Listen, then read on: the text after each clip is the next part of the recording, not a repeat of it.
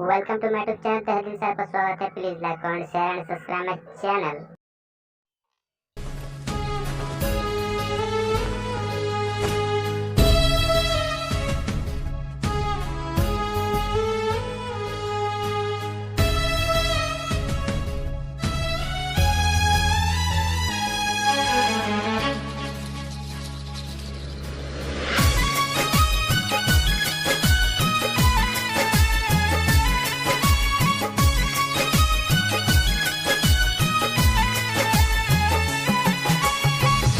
दिल के दर्दिया के दवाइयों ना भेटाता, छोने छोने आई हो दादा जाने अब जाता।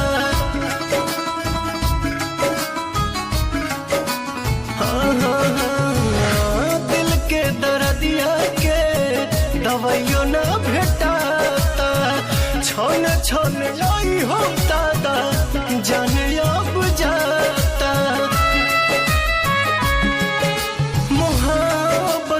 जाता है बाजार में केहू पिएला जहरिया के करो प्यार में। मोहब्बत बेचाता है बाजार में केहू पिएला जहरिया के करो प्यार में।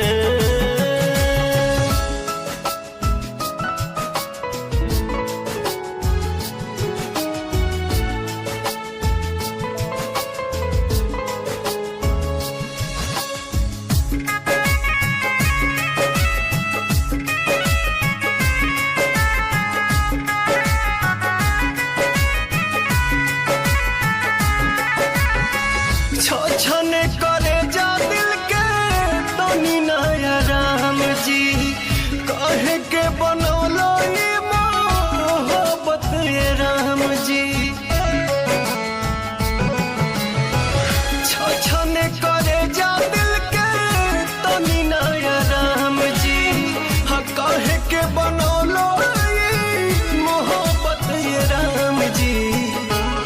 सारा सपना बन के आंसू बहे धार में केहू पिएला जहरिया के करो प्यार में।